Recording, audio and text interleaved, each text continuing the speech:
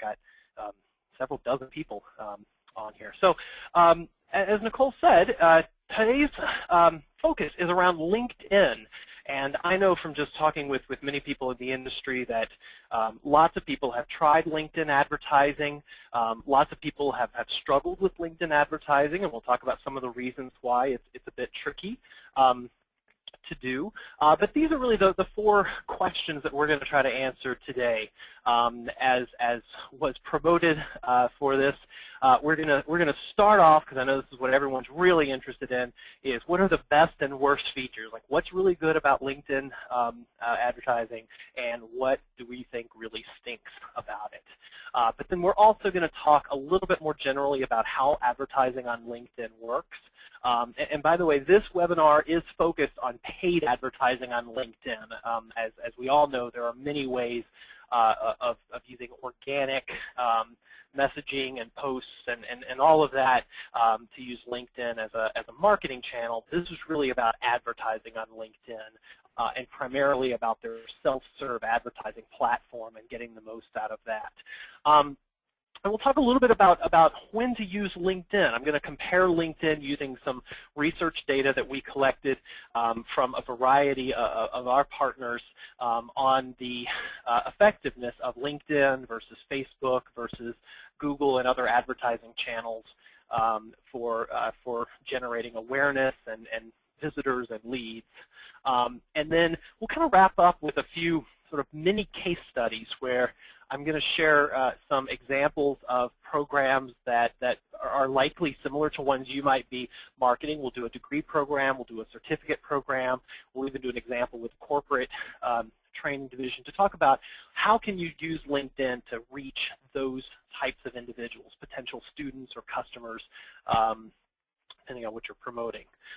So that's what we're going to be talking through today. As Nicole mentioned, I think if you have questions, there's a spot where you can add those questions, and we'll get to as many as we can at the end of this. But I'm going to go ahead and get started because we've got a lot to cover.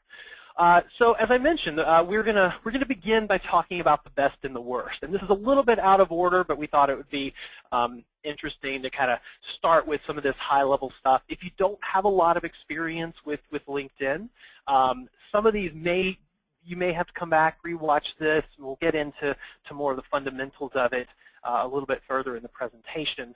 But I think this will be a fun way to get started. So we're going to start with the worst. So what are some of the things, if you're used to advertising on other online channels, what are some of the things that frankly, I wish were better or different about LinkedIn that we think are opportunities for them to improve? First thing is their geographical targeting is not what it could be. You can target by major metropolitan areas, but they don't show you the geographical area where you're targeting. You can say, I want to target, for instance, Metro Atlanta, and I live in Atlanta, but I don't know if that reaches up into the Marietta area or where. And in fact, most smaller cities that might surround metropolitan areas or that might be in more rural areas are just missing entirely from the geographical targeting. So works really well for targeting states or targeting big cities, but beyond that, it doesn't have the level of granularity that you might see on Bing or Facebook or Google. Second, the reporting kind of stinks. I find that most people who use LinkedIn tend to export the data out of LinkedIn and use Excel or other tools to actually try to analyze the data and compare. The reporting is just fairly rudimentary at this point on LinkedIn compared to what we see with other platforms. No integrated conversion tracking. Here's what that means. Most online marketing platforms allow you to generate a little snippet of tracking code that you can place on the conversion page. In other words, the thank you page, or the page that people reach after they fill out a form or complete an enrollment, something like that. And LinkedIn doesn't have that. It does have something else that I'll talk about in a bit, but there's no way within LinkedIn to actually see how many of the people who click on your ad and arrive on your website end up converting. We have to use something like Google Analytics or another analytics platform to see that. And it's sometimes hard to map that back to the to the LinkedIn ads and see which ads and campaigns are actually generating good value for you for your marketing dollars. Limited ad formats, and the images on LinkedIn are absolutely tiny. They're really just thumbnails, which kind of limits the types of images that we can use in ads. And much as with on Facebook or paid search, the ad format themselves, very short text snippets, 25-character title, and then a short description along with the thumbnail image. But that's really kind of it for the self-serve, unless you get into video ads, which are another option. We can't target by education level, by someone's undergraduate major, or the type of degree on LinkedIn. We can target by alumni, by the school, as you'll see. We'll talk about it a little bit. But it's really nice, particularly if you're marketing graduate degree programs or graduate certificates or post-baccalaureate certificates, something like that, to know, for instance, that the person you're targeting or people you're targeting have an undergraduate degree or might have majored in something particular. So we can't get to that on LinkedIn, even though we know that people are entering that information in their profiles. It's just not something that LinkedIn allows us to target by. Also, we can't exclude audiences except when we're doing what are called sponsored updates. And we'll talk about these. Sponsored updates are those organic posts that you can put up on your page on LinkedIn and then pay some money to expand the visibility of those. When you're doing that, you can actually say, I want people, for example, who work in this particular industry or have this level of seniority to not see my ad. But on the regular ads, where the ads that we'll talk about for most of the time today, we can't actually say, I want to make sure this ad is not shown to this set of people. It doesn't let us do that, even though we can do it with sponsored updates, which just seems odd and seems like an unnecessary restriction, because obviously LinkedIn has the ability to let us do that kind of exclusion. The minimum click cost is $2, and when you compare that to click costs on a platform like Facebook, if you do advertising there, oftentimes the average cost per click on Facebook is what can be well under $1. So to have the minimum bid on LinkedIn to be $2 really forces us to be much more particular about who we're going to show ads to, because each ad, we know every time someone clicks, it's going to cost us at least $2. And then there's a minimum daily budget for each campaign that we set up of $10 a day. And that's fairly low, right? About $300 a month. And would be fine if not for the next item, which is that every different target audience that you want to target requires a separate campaign. So if you want to target a group of people by job title, which we'll talk about, and then another group of people by maybe a group or an association that they're affiliated with, those have to be in separate campaigns with their own daily budget. So oftentimes what we find is that we're creating maybe 4 or 5 different campaigns for a particular program because we're trying to target sort of subtle different audiences on LinkedIn, and then suddenly you're looking at a minimum daily budget of 10 times 4, 10 times 5, and that starts to really grow pretty quickly. Not to mention the fact that with the minimum bid of $2, you're going to only get 5 clicks out of that $10 daily budget. And the last thing I'll mention is we can't use Boolean logic, not full Boolean logic when we're targeting. And I'll give you an example of this. That maybe I want to target someone in a campaign who either has a job title of, let's say, project manager, or is a member of a group that's affiliated with Project Management Institute. I can't do that kind of or in there. I can't say I want this job title or this group affiliation. Those have to be put into separate campaigns. So these are just some of the challenges that we've run into that I kind of wish if I could do a full Boolean logic statement and say this and this and this or this, we could create much more complex targeting, which would make the minimum daily budget for each campaign not a big deal, but it's when you have to spread your targeting over 4 or 5 6 different campaigns that all that sort of combines to create some challenge in managing budgets on LinkedIn. So these are some of the negative features about LinkedIn. But let's talk about some of the best features, some of the things that I really like about LinkedIn as an advertising platform. The first thing is it's really the only place that you can be sure that you're reaching targeted professionals, because it's a professional social network, generally while they're career-oriented, because people are not up on LinkedIn, to post pictures of their cats, right? LinkedIn, people are up there either because they're networking, they're looking for jobs, they're looking to hire someone, but it's always when people are thinking about their career, their job. So they're a little bit more primed than, say, for example, when you might reach someone on Facebook. Even if you're reaching professionals on Facebook, they're not necessarily thinking professionally at the time that you're reaching them with an ad there. So I like that about LinkedIn. LinkedIn also has a feature where I mentioned that you can't track conversions from LinkedIn. There's nowhere natively that you can track how many conversions you're getting from the clicks. But LinkedIn does have a feature where they will allow you to collect leads after someone clicks on your ad, using a little bar that appears at the top of the screen for that visitor. So it's almost like a built-in inquiry form that people can activate just with a click after they've clicked an ad to visit your website. Personally, we don't use this feature often because we almost are always taking people to a landing page with messaging and an inquiry form and that sort of thing, and that's what we want them. That's the action we want them to take, is to complete that form. But if you're in a situation where you don't have custom landing pages, that's a nice tool that makes the lead collection a little bit easier on LinkedIn than any other platform.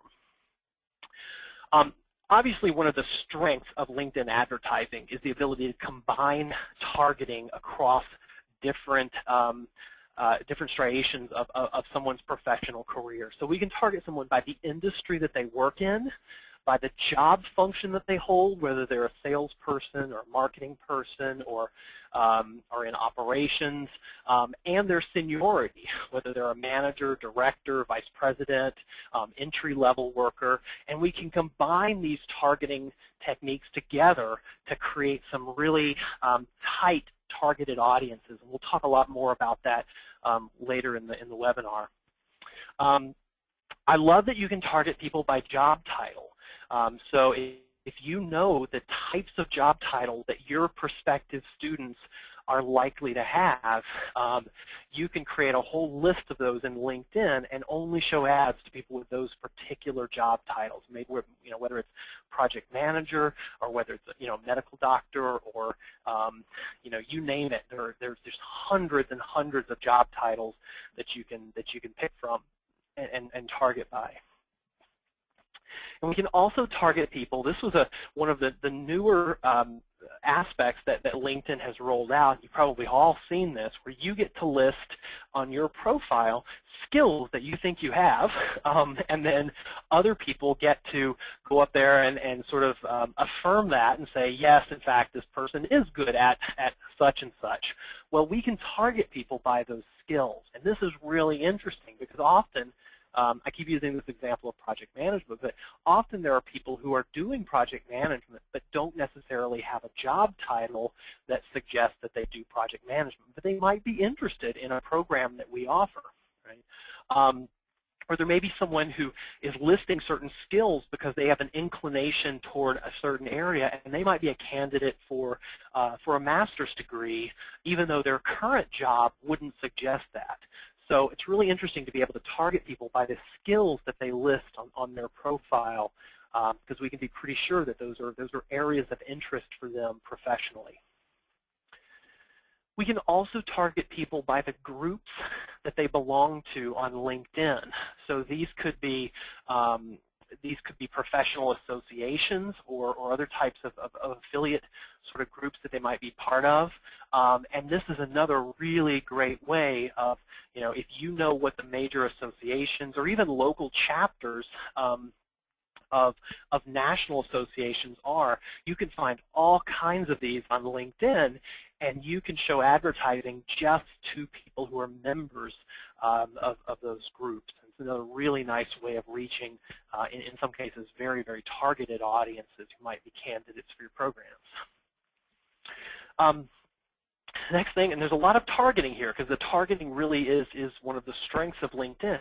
We can target people at specific companies. So if you are looking to try to target people in a particular, major employers in your area for whatever reason, and you want to try to get to their team, their staff, you can create lists of companies and say, I want to show my advertising only to people at these businesses, or even only to people in certain job functions at specific companies. So you can get really nuanced with that. But there have been, we don't use this as much, but there are occasions when we really want to saturate employees of a specific organization with messaging about programs. Particularly, this is an interesting idea with corporate type training engagements, where you want to make sure there's awareness within an organization if you're working on a big contract with them. And then last thing we'll mention is the fact that you can use all of these targeting techniques that you see that I've mentioned here, of these features, with LinkedIn when you're doing a sponsored update. And Facebook doesn't allow this right now. You may be familiar with Facebook's sponsored updates, which we can do, and Facebook newsfeed ads. The ads sort of show up in the main sort of strip there. Well, there are some limitations around how we can actually target people over on Facebook. On LinkedIn, you can target people the same way that you're targeting the ads that are going to show up on the right-hand side. And I'll show you a screenshot of that in just a second. But what's brilliant is you can put up a post about whatever it might be, and then figure out who you want to see that post. And you can push that information out, not just an ad, but maybe it's a white paper, maybe it's an interview of a professor in one of the programs. You can have all of that stuff out there and get that messaging out to anyone on LinkedIn using the full targeting capabilities. So these are some of the really exciting components that LinkedIn offers that really we just can't find anywhere else as an advertising platform. So next thing we're going to talk about is how LinkedIn ads work. So it's kind of back. I was taking a couple steps back, and let's talk fundamentally. What are these ads that we're talking about? Where do they show up in LinkedIn? So you can see here there are two kind of major spots on the page that you'll see these LinkedIn ads, and these are sort of the traditional little ads, the little thumbnail graphic that I talked about.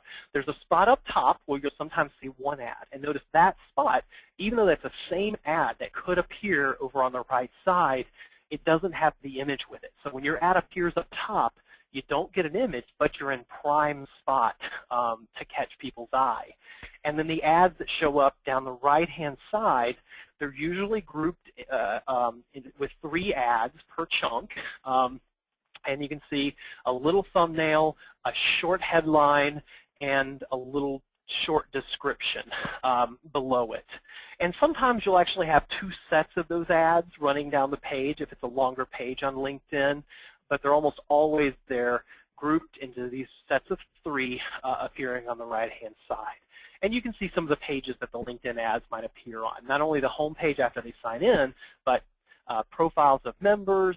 If people go to check their LinkedIn inbox for messaging from other LinkedIn members, when you do a search, or when you're looking at a group on LinkedIn. So there's all kinds of different places where these ads might show up, and they're always targeted. You can see what my interests are. All of these landing page optimization and dashboards and analytics and A/B testing kind of thing. So obviously people are profiling me based on skills that I might have listed in my profile, and that's why I'm seeing these types of ads.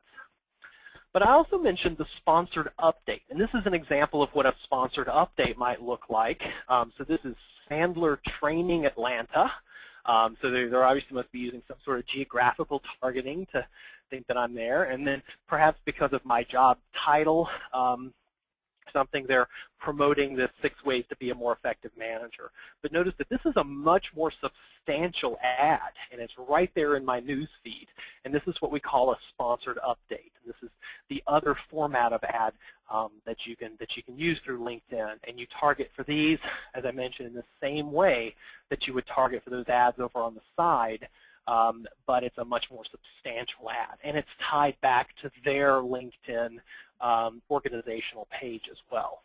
Okay, so those are the types of ads that you'll see through the LinkedIn, through this self-serve LinkedIn platform. And by the way, when I talk about the self-serve platform, that's what most advertisers are using. LinkedIn does have a special program for organizations that are spending $25,000 or more per quarter, and they have some special ad types. If you ever see some banner ad looking things on there, but what we find is that there are very few people in the higher ed industry with budgets where they can be spending $25,000 on LinkedIn in a quarter.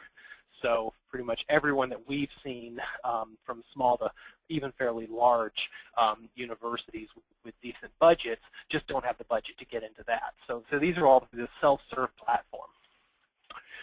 Now, I'm not going to spend a lot of time on this slide. This is a little bit overwhelming. But these are all of the different ways in which you can target on LinkedIn. And you can combine any subset of these targeting techniques together, such as geography, job title, and company size, or geography, seniority, and skills that people might have. So lots of different ways that you can go about combining these to try to identify your target audience, and therein lies the power and the challenge of using LinkedIn well. You know, when we hear about people having bad experiences on LinkedIn and not getting good ROI on their marketing dollars, it often comes down to a challenge of finding the right combination to target a small enough audience that you're not showing ads to people who really are not good candidates for the program, but a large enough audience that you're actually reaching enough people that you're getting a decent volume of clicks of prospective students. So therein really lies the art of designing LinkedIn campaigns, and we'll talk a little bit more about that.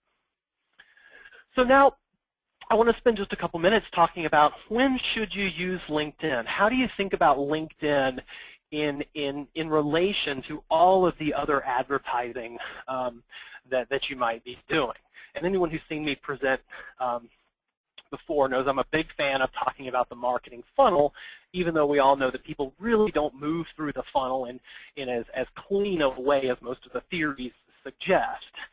It's still a valuable metaphor to think about having sort of different levels of marketing that are trying to sort of affect people at different points in their decision cycle. So at the top of the funnel, we always think about awareness. It's just getting out there and making sure that people who are in your target audience know about you. And this is primarily where LinkedIn sits. As a social network, you're advertising people who were not necessarily there looking for you.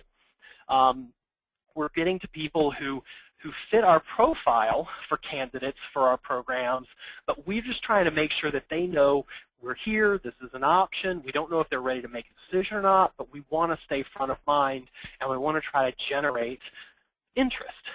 And so a click on an ad up on LinkedIn, for example, would suggest to us that this person has some level of interest in our program. And we might then bring them to a landing page or a main website, a program page about that particular degree or certificate or course on our website, and hope that we can somehow engage them either by attending an info session or maybe filling out an inquiry form or watching a video online, something to get them to better engage, which hopefully the end result being to convert them. So we have different advertising techniques and different platforms that serve different purposes in this funnel. And I thought I would talk about kind of the idea of shoppers, right? Because that's really what our prospective students are. There are some people, right? So here's some people in a mall. Somebody's been to Old Navy and so forth. And there are some people out there who don't even know that you exist as a place they could go shopping. And that's where awareness comes in. If you've got someone who's already coming into the store, right, the equivalent of that would be someone who's already coming to your website, they're at a different point in the education cycle about your offerings and such than someone who might fit the profile of a customer or a prospective student for you, but has no idea that you actually have a particular program to offer. So LinkedIn's job is not to get the person who's in the store to buy. LinkedIn's job is to get those people who are not even coming into the mall to come to the mall, visit your store, and then hopefully at some point become a customer. And to some degree, those people who might have taken courses in the past with you to stay front of mind and to bring them back to you. Okay? So LinkedIn is not a closer, but it's an awareness tool to make sure that people are thinking about you and are considering you as an option when they're ready to look for education. So things that LinkedIn works really well for, it's of course good for reaching professional audiences, but more specifically than that, targeting those specific titles, industries, association groups, it tends, in our experience, LinkedIn tends to work pretty darn well when marketing graduate degrees or career advancement programs. And a career advancement program might be some sort of a certificate program that people get in order to get that next promotion or change, maybe change roles within a company, but staying within their industry, so they're advancing in their career. Both of these work well on LinkedIn because we can target people that are already working in specific job functions or industries or have skills or affiliations, and we can say to them, hey, if you're already in this area and you had a graduate degree and you had this certificate, it opens up career opportunities for you. So it works really well for that. It also works well for marketing corporate reps. So this would be for like corporate training or on-site training because we can reach people who are in those specific positions at companies. It's not good for reaching career changers. Because if someone is on LinkedIn and they hate their job and they want to go into a completely different job, there's nothing in their profile on LinkedIn typically that's going to suggest that to us, right? People are not going to put up there, I hate my job, I hate my employer, because it's a professional network and they know that their employers can see that. They also don't want to put that up there for other prospective employers. So it's hard to find people who want to go in a different direction with their career. It's also hard to market to non-professional audiences because LinkedIn is by definition a professional network.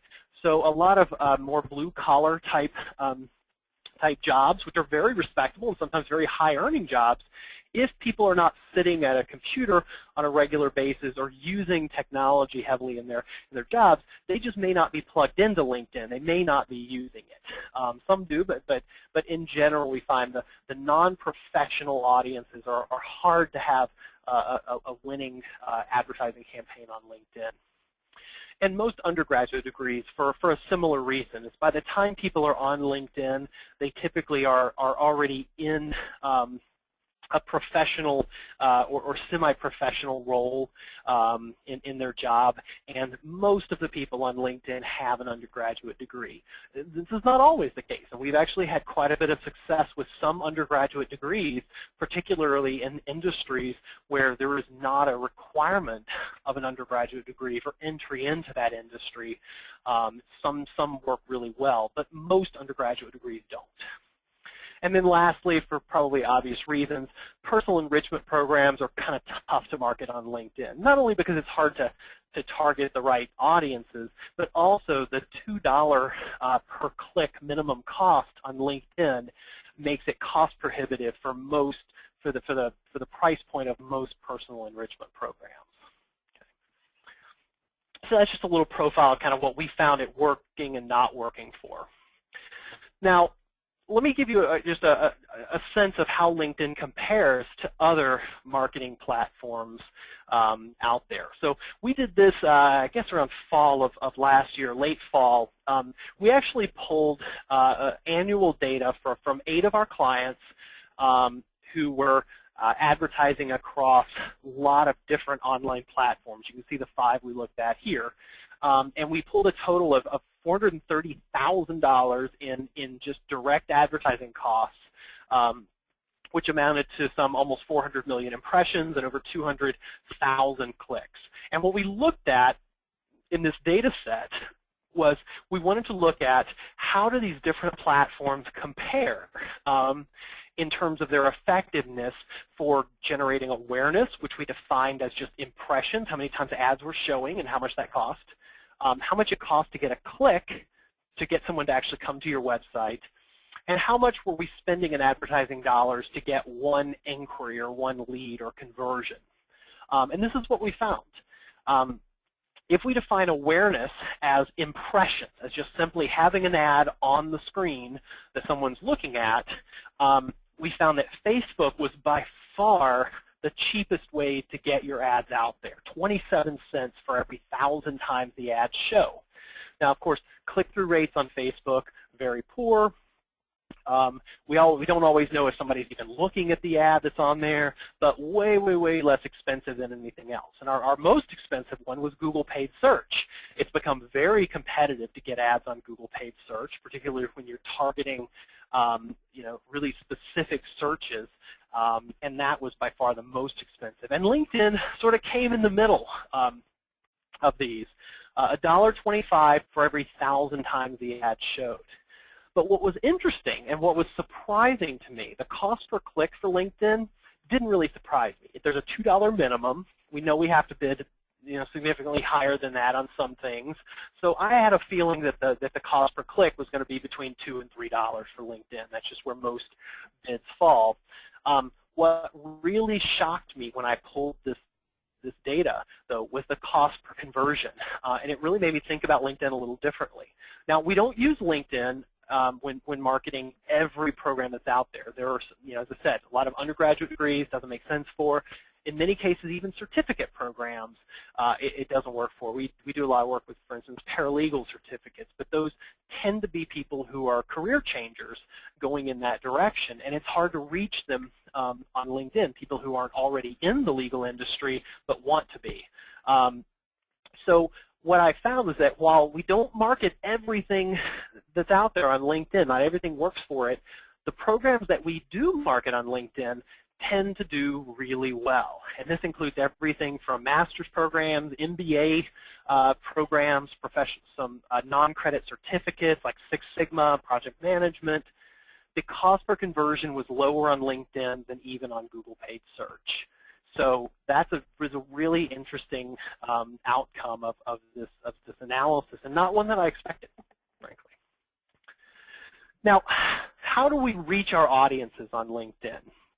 So let me go through this kind of quickly, but I want to give some examples of how you might reach audiences here. The first thing you have to think of, whenever you think about LinkedIn, you've got to start thinking about Venn diagrams, because that's how the targeting works. So you're going to identify some subset of that long list of targeting capabilities for LinkedIn that are going to work for you. And the trick is to get that audience small enough that you're not wasting marketing budget, but big enough that you can actually reach a reasonable number of people and it's worth your time to design. So you might target people by where they live, their seniority level in their career, the industry they're in, the job function they're in. And then if the audience is still a little too big, maybe you want to add, okay, and I want people to have this particular skill or this one of these set of skills. And suddenly you're hitting the sweet spot.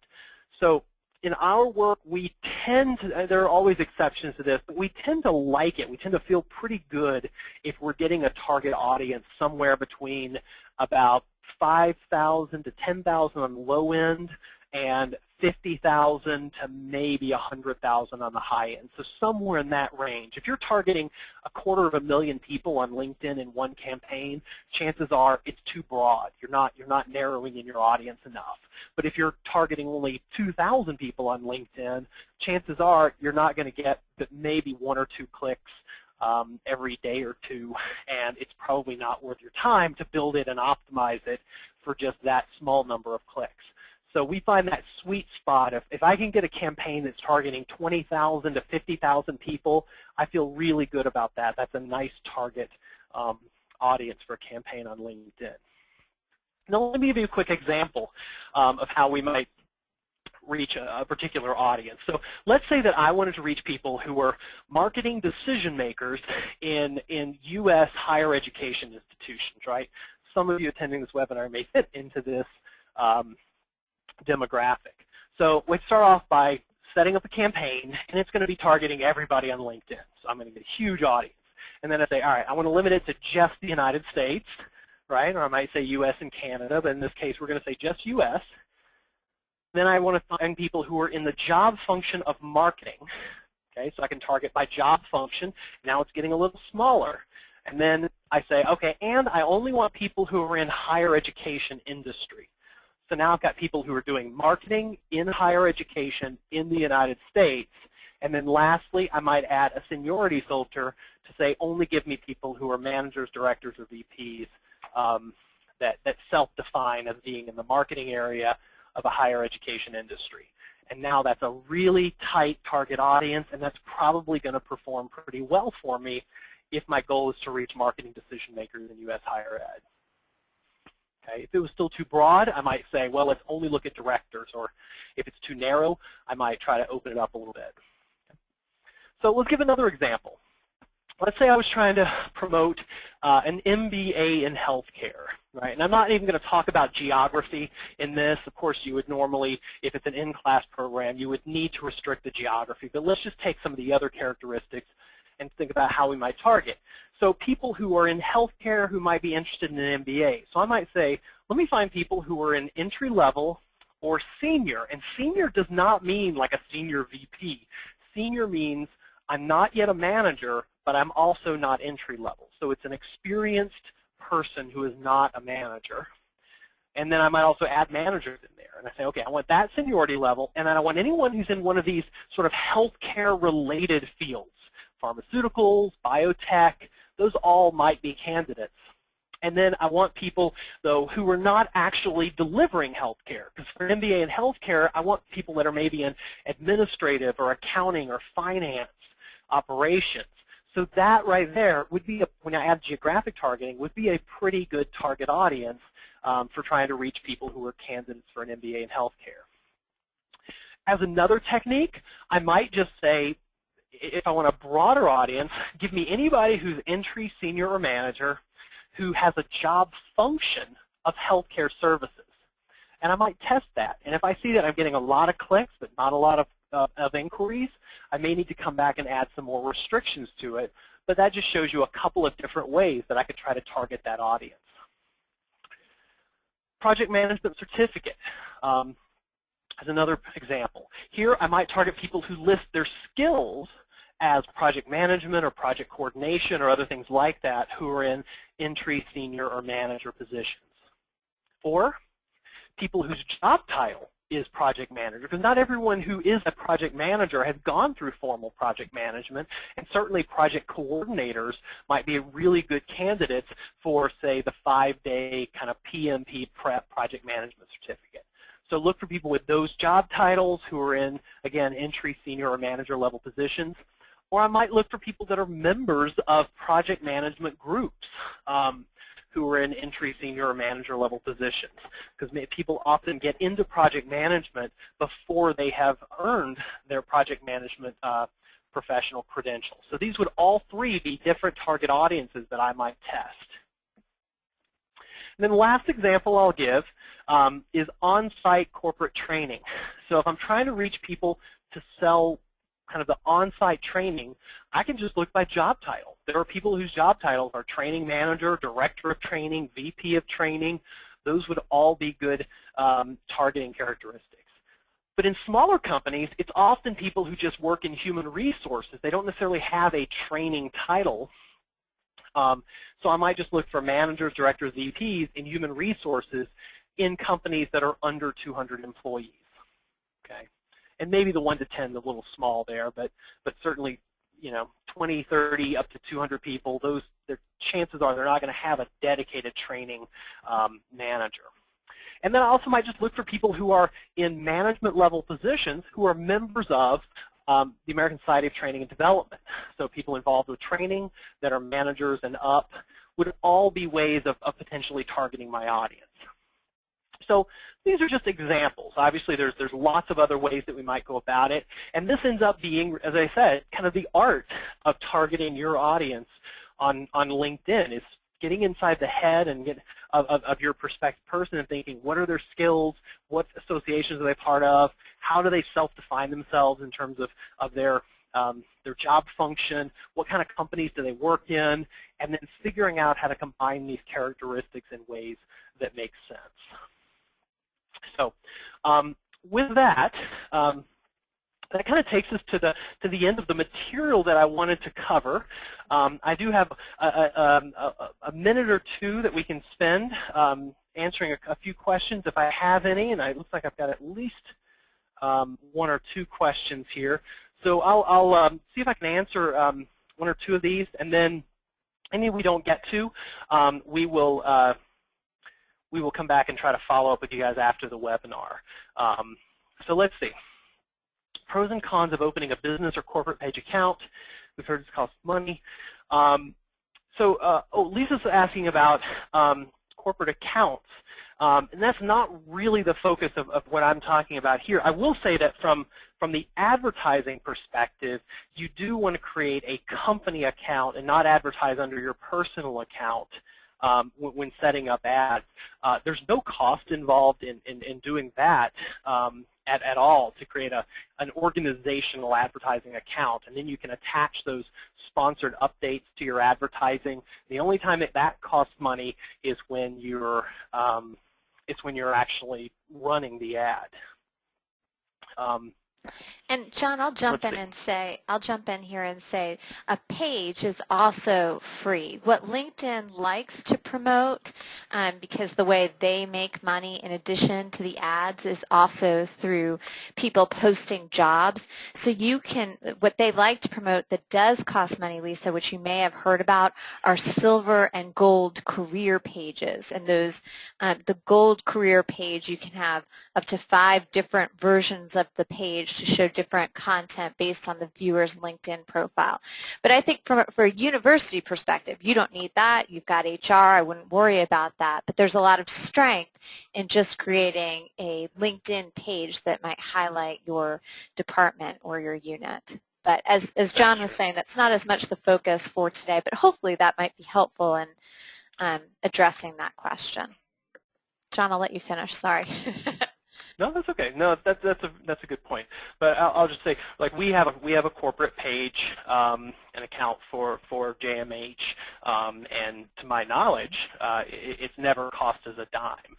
But it is necessary that you have one of those, an organizational account set up in order to run those sponsored updates, which, as you saw, have a really strong visibility in the news feed for people. So let's see. Oh, so now questions are coming in. I see. Let me see.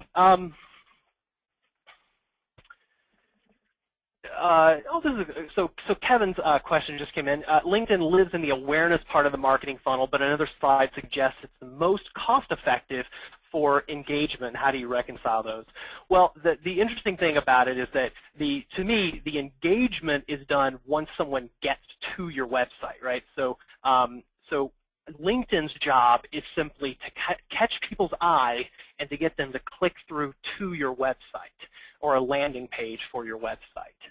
At that point, it's the job of your content, your imagery, your inquiry forms, all of those things then have to close the deal to get that person to become a lead. And then, of course, you've got your recruiters, your admissions people, your application process that all has to, work with people to get them to be an enrolled student.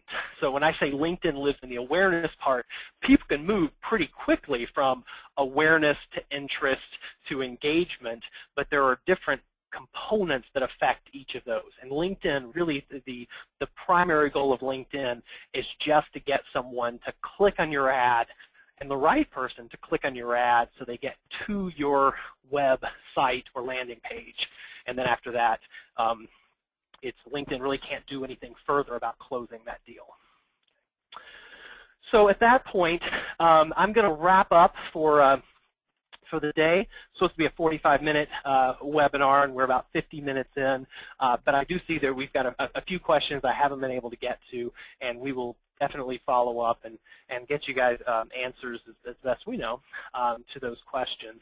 But I will say, I hope that you found this useful. I hope you found this valuable. If you're using LinkedIn already, hopefully it helps give you a better sense of how to use it better. And if you haven't or have tried in the past without success, hopefully it's inspired you to give it another shot, or potentially to reach out to us. And we certainly do help manage online advertising for many, many degree programs for higher education institutions. So with that, Nicole, did you have anything else to add? No, I don't, other than we will be sending everyone updates for the February webinar that, like I said, will be focused on Facebook. The easy way to find out as soon as we have the registration link live, which will be in the next couple of days, is to follow us on Facebook or Twitter. But like I said, we'll also be sending emails. And we will be posting this webinar on our JMH Webinars YouTube page, so you can find it there. But thank you, everyone, for joining us. We had a fantastic turnout. We will, as I said, be continuing to offer webinars that are focused on online marketing. One of our attendees asked if we're doing any full-day training courses. We're not, but as we chunk up topics that are relevant, we're happy to share those with everyone and hope to continue to enhance and add to the conversation in university higher ed. Absolutely, absolutely, and I really do encourage you guys to come. We changed the topic for next month because of the announced changes that are coming in Facebook marketing. There's some pretty significant structural changes to the way campaigns and accounts are going to be managed up there, and we're going to talk about all of those and hopefully give you guys enough information, enough in advance, as the changes are slated to come in March and April, that you can plan for taking advantage of this, of some of the new capabilities in Facebook marketing. So hope to see you there. Thank you guys so much for attending today. Best of luck in everything, and we'll talk to you soon.